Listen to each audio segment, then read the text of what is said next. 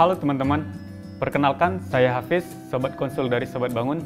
Di AMA episode 4 kali ini, kita kedatangan seorang bintang tamu, financial planner. Kalian udah penasaran kan siapa bintang tamu kita? Yuk cek profilnya. Halo, perkenalkan nama saya Nadia Harsha. Saya adalah seorang Certified Financial Planner. Kali ini saya akan menjawab pertanyaan dari teman-teman Sobat Bangun mengenai financial planning untuk dana renovasi dan dana bangun rumah. Disimak terus ya. Itu dia profil dari bintang tamu kita. Tonton terus ya videonya sampai habis. Jangan lupa like, comment, and subscribe agar kalian tidak ketinggalan update video dari Sobat Bangun. Pertanyaan pertama dari @alfateo. Jika penghasilan tunggal saya 5 juta sebulan, memungkinkan ambil KPR yang bagaimana bagusnya? Saya jawab ya. Dalam prinsipnya, persyaratan beli rumah besar atau kecilnya penghasilan itu sifatnya sangat relatif. Jadi, yang lebih penting dari itu adalah sebenarnya penghasilan yang stabil. Karena KPR itu adalah sifatnya jangka panjang, bukan komitmen setahun atau 2 tahun. Jika ditanya, mungkin atau enggak nih, aku punya gaji 5 juta sebulan untuk KPR? Jawabannya mungkin selama bisa memenuhi rules berikut ini. Rulesnya adalah 30, sepertiga, 5. 30 adalah 30% down payment yang harus kamu siapkan. Kenapa mesti 30%? Biar cicilan kamu nggak terlalu berat. Berikutnya adalah sepertiga, 1/3. Itu adalah batas rasio cicilan kamu setiap bulan. Biar kamu bisa memenuhi kebutuhan-kebutuhan lain selain cicilan rumah. Yang berikutnya, pertanyaannya, kalau gajiku 5 juta, afford atau bisa aku beli, itu adalah 5 kali annual plan. 5 kali annual plan artinya 5 kali penghasilan tahunan kamu. Jadi misalnya gaji kamu 5 juta, 5 kali 13 bulan sama dengan 65 juta dikali 5. Itu ada angka 325 juta. Kira-kira harga rumah yang bisa kamu afford tuh segitulah. Pertanyaan kedua dari @shop1306. Financial planning untuk rumah tumbuh. Pertama 1 lantai, 2 tahun kemudian ditingkat. Seperti itu Mbak Nadia. Orang-orang yang bangun rumah tumbuh ya, biasanya memang menghindari hutang KPR. Jadi mereka akan membangun sesuai dengan kemampuannya. Nah, caranya tuh nggak ada cara yang lain selain menabung gitu. Tapi kamu nggak bisa asal nabung tanpa tahu target tabungannya berapa. Nah, step yang pertama yang wajib banget dilakukan. 1. Menghitung biaya renovasi berdasarkan luasan area. Itu. Kita pakai contoh kasus biar ada gambaran ya, Mas. Misalnya gini, aku pengen untuk tahap 1, luasan area yang mau dibangun adalah 70 meter persegi. Taruhlah per meter persegi 4 juta rupiah. Jadi kamu tuh butuh uang 280 juta. Dicapai dalam 4 tahun misalnya. Nah, dengan data itu kamu bisa menabung 5,8 juta per bulan.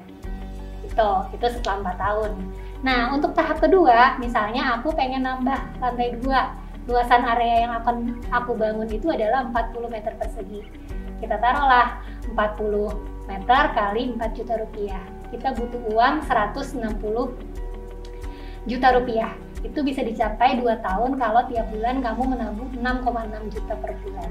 Dalam proses mengumpulkan dana renovasi, emang yang paling penting adalah niat dan konsisten. Jangan sebentar-bentar disabotase. Saya menyarankan untuk pakai produk yang fluktuasinya rendah, seperti tabungan, deposito, atau reksadana pasar uang. Tuh. Dan pastikan rekeningnya terpisah dari rekening operasional, biar nggak gampang bentar-bentar disabotase. Baik. Setuju banget sama yang dijelaskan sama Mbak Nadia tadi. Rumah tumbuh cocok untuk mereka yang gak mau ambil KPR dan membangun sesuai dengan kemampuan. Tapi perlu dicatat juga, eksekusinya juga bisa harus mengcover kebutuhan dari penghuninya. Dan kita harus punya skala prioritas dalam membangun rumah secara bertahap. Kita sebaiknya punya desain secara keseluruhan dulu dari rumah yang akan kita bangun nantinya. Dari sana kita berangkat untuk merencanakan bagian-bagian apa yang akan diprioritaskan di awal. Nah, yang terpenting adalah ketika nanti suatu tahapan selesai, itu benar-benar bisa difungsikan dan dihuni terlebih dahulu. Jangan sampai kamar mandinya belum ada ya? Iya, benar. Kalau dari pertanyaan @shop1306 tadi, konsep rumah tumbuhnya kan itu vertikal. kita bisa persiapkan dulu nih, misalnya untuk tahap 1 seperti strukturnya sudah support untuk lantai 2. Atau nanti setelah konsultasi, jika budgetnya masih cukup, bisa juga untuk mengenakan lantai 2 sekaligus, sehingga nanti tinggal tambah ruangan di atasnya. Nah, di Sobat Bangun, kita akan bantu untuk merencanakan pembangunannya tersebut. Oke, Seperti karena itu. memang secara desain, kalau cuma 1 lantai sama 2 lantai itu jelas beda ya untuk fondasinya ya. Iya, betul sekali Mbak. Oke. Baik, pertanyaan ketiga datang dari @frisau. Perlukah konsultasi dengan financial planner kalau mau renovasi atau bangun rumah? Pada dasarnya, setiap orang perlu financial planning. Financial planning ya. Karena apa? Karena biasanya uang dan pendapatan kita tuh terbatas, tapi kebutuhan dan keinginan kita tuh gak ada batasnya. Nah, financial planning diperlukan untuk menyusun skala prioritas mana duluan yang dipenuhi gitu. Kalau misalnya untuk membangun rumah, jika perlu nggak sih pakai jasa financial planner? Menurut aku belum tentu, karena cek lagi ada tidak budgetnya. Kalau misalnya kamu belum ada budget untuk pakai jasa financial planner, berikut adalah saran yang akan saya berikan. Yang pertama, sesuaikan budget renovasi dengan kemampuan. Yang kedua, hitung budgetnya secara detail, jangan setengah-setengah. Pastikan semuanya masuk dalam list. Yang ketiga, bikin dana darurat untuk berjaga-jaga kalau ada hal-hal yang tidak direncanakan dalam masa renovasi. Terakhir adalah self-control, disiplin mengelola keinginan. Jika memakai jasa financial planner, besar kemungkinan kamu lebih tahu nih pemisahan antara biaya renovasi versus biaya lain. Benar sekali Mbak Nadia. Nah, selain dari sisi finansial, dari sisi teknis pembangunan dan renovasinya juga perlu dikonsultasikan. Namun tidak perlu khawatir jika tidak ada budget, karena di Sobat Bangun, konsultasi renovasi, desain rumah, dan bangun rumah itu lagi promo gratis. Wow, kapan lagi ya? Mesti banget dimanfaatin tuh. Iya. Baik, pertanyaan keempat dari @ruselini Febi. Apakah ada rumus dalam mengatur budget awal untuk bangun rumah dan konstruksi dan desain interior? Sebenarnya jika ingin presisi, pertanyaan ini bisa dijawab sama teman-teman yang berkecimpung di bidang kontraktor. Tapi secara general dan sederhana, acuannya bisa pakai ini. Acuan untuk biaya konstruksi Jabodetabek, borongan itu udah termasuk material dan tukang, rata-rata adalah 4,5 juta per meter persegi. Nah, jadi misalnya kamu punya rencana nih, aku pengen bangun rumah 100 meter persegi. Jadi dari awal kamu bisa siapin budget 100 kali 4,5 juta per meter persegi. Itu kira-kira 450 juta. Dikasih dana buffer 20%, jaga-jaga jika dalam masa pembangunan itu ada hal-hal darurat yang di luar dari rencana. Jangan lupa siapin juga biaya arsitek dan perizinan ya. Untuk interior sangat tergantung dari fix furnitur yang ingin kamu buat. Contohnya nih, kalau misalnya ruangannya kecil, fix furniturnya banyak, tentunya jatuhnya lebih mahal dibanding ruangan besar yang fix furniturnya sedikit. Tapi kalau digeneralkan, rata-rata untuk fix furnitur itu 2-3 juta per meter persegi. Silakan hitung aja pakai angka acuan itu. Baik, pertanyaan kelima datang dari @ia.nurrohma.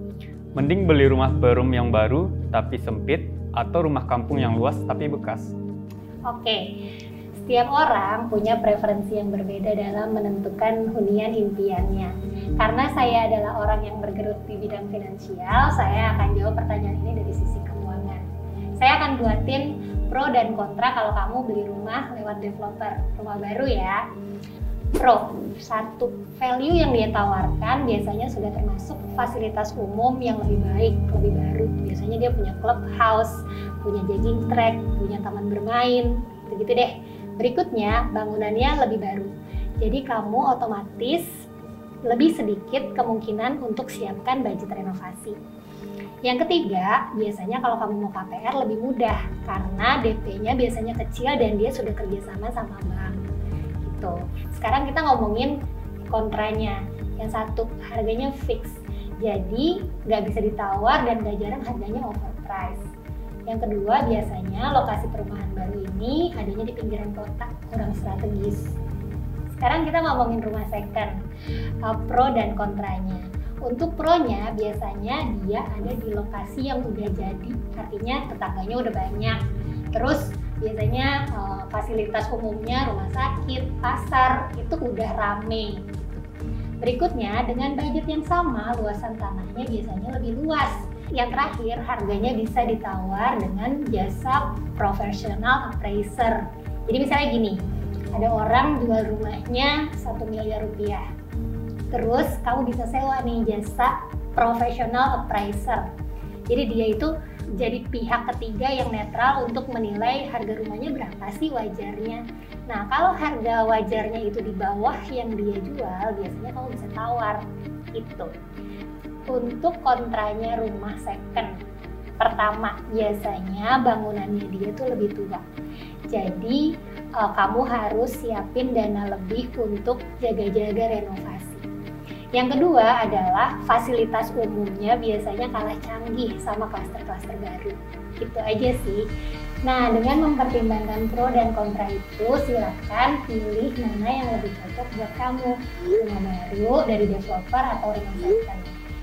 Nah, karena Mas Hafiz bergelut di bidang konstruksi nih, menurut Mas Hafiz gimana sih biar dari sisi finansial untung, dari sisi pembangunannya juga syarat-syaratnya terpenuhi? Baik. Sebenarnya ketika kita beli rumah baru atau second, itu jarang yang sesuai dengan keinginan kita, Mbak Nadia. Iya, jarang ya. Nah, makanya sangat disarankan kalau bisa memang rumahnya itu dibangun dari nol. Desainnya ada yang template dan bisa juga custom di Sobat Bangun. Sehingga lebih ada kepuasan tersendiri ketika rumahnya jadi nanti. Dan tentunya ketika kita bangun secara custom atau bertahap, itu bisa menyesuaikan dengan finansial kita saat ini. Seperti itu, Mbak Nadia. Ini win-win solution ya Iya. untuk yang masih bingung antara rumah baru, rumah second gitu. Iya, aja di rumah betul second, sekali. kan? Iya. Oke. Nah, pertanyaan ke-6 datang dari @cica92. Hal yang harus tertuang dalam kontrak biar gak dikit-dikit minta tambahan. Oke, baik. Aku coba jawab ya. Ini emang cerita klasik banget sih kalau lagi bangun rumah. Awalnya biayanya berapa, terus tiba-tiba nambah, sampai tidak terhingga. Nah, biasanya aku sarankan 3 step nih sebelum orang melakukan pembangunan rumah. Yang pertama, sebelum kontrak jadi biasanya kita bikin RAB atau rencana anggaran biaya renovasi. Nah, pastikan secara garis besar semuanya udah masuk ke dalam RAB itu biaya-biayanya. Itu termasuk biaya material, biaya tukang, biaya jasa desain dan pengawasan konstruksi kalau ada. Yang kedua, pastikan itu sudah lock dari awal. Jadi misalnya nih, oke, RAB kita jumlahnya 100 juta. Itu kedua belah pihak tuh sepakat nih, oke kita lock ya biayanya 100 juta. Gitu. Ini akan dituangkan dalam kontrak yang menjadi dasar kerja antara pihak owner dan pihak kontraktor. Yang ketiga, bagi-bagi pembayaran menjadi beberapa termin dan bikin evaluasi di setiap termin apakah antara budget dan realisasinya udah sesuai gitu. Tapi nih beberapa kali aku lihat ada iklan-iklan dari Sobat Bangun yang kasih jaminan kalau mereka nggak akan berubah harga dari kesepakatan awal. Mungkin ini kayaknya bisa jadi solusi deh untuk pertanyaan @cica92 ini. Gimana Mas Hafiz? Iya, jadi terkait harga Mbak Nadia, yang menjadi acuan adalah harga yang sudah disepakati dalam kontrak. Makanya dari awal perencanaan, untuk kebutuhan dan biaya-biayanya benar-benar dimatangkan terlebih dahulu. Adapun penambahan, nantinya bisa terjadi jika permintaan khusus dari owner sendiri, dan itu masuk ke dalam pekerjaan adisional di luar kontrak awal. Nah, untuk pembayaran termin di Sobat Bangun sendiri, kita pakai sistem payment gateway. Skemanya, dari owner melakukan pembayaran ke Sobat Bangun, kemudian dari Sobat Bangun nanti akan mencairkan kepada kontraktor sesuai dengan progres yang sudah tercapai. Nah, untuk pembayaran dari owner ke Sobat Bangun sendiri, itu bisa beberapa tahap nantinya. Jadi tidak langsung bayar full di awal, dan semuanya akan tertera di dalam kontrak nantinya. Sepertinya sistem kontrak dari Sobat Bangun yang dijelaskan Mas Hafiz tadi bisa ya jadi solusi untuk menghindari biaya renovasi kamu over budget alias nambah-nambah terus. Semoga ini bisa menjawab pertanyaan dari @cica92. Terima kasih. Kemudian ada pesan-pesan nggak Mbak Nadia untuk teman-teman Sobat Bangun yang sedang merencanakan renovasi atau bangun rumahnya? Oke, bangun rumah dan renovasi akan jadi transaksi keuangan terbesar dan termahal yang akan kamu lakukan. Nah, makanya perlu banget direncanakan dengan sebaik-baiknya dan jangan sampai over budget. Selain itu, menurut saya penting banget untuk memilih partner yang tepat dan rekan kontraktor yang tepat. Nah, kayaknya dari pembicaraan kita tadi, Sobat Bangun bisa jadi solusi ya untuk teman-teman yang mencari partner yang tepat untuk bangun dan renovasi rumah. Untuk teman-teman yang lagi merencanakan renovasi dan bangun rumahnya, ingat ya, di Sobat Bangun saat ini sedang ada cashback hingga 2,5 juta rupiah dan konsultasi gratis. Teman-teman bisa langsung daftar via website www.sobatbangun.com atau DM di Instagram @sobatbangun atau kontak langsung official WhatsApp Sobat Bangun di nomor di bawah ini. Terima kasih Mbak Nadia udah jawabin semua pertanyaan dari teman-teman Sobat Bangun. Sama-sama dengan Dan terima kasih juga untuk semua teman-teman yang udah nanya. Oke teman-teman, sampai jumpa lagi di AMA episode selanjutnya.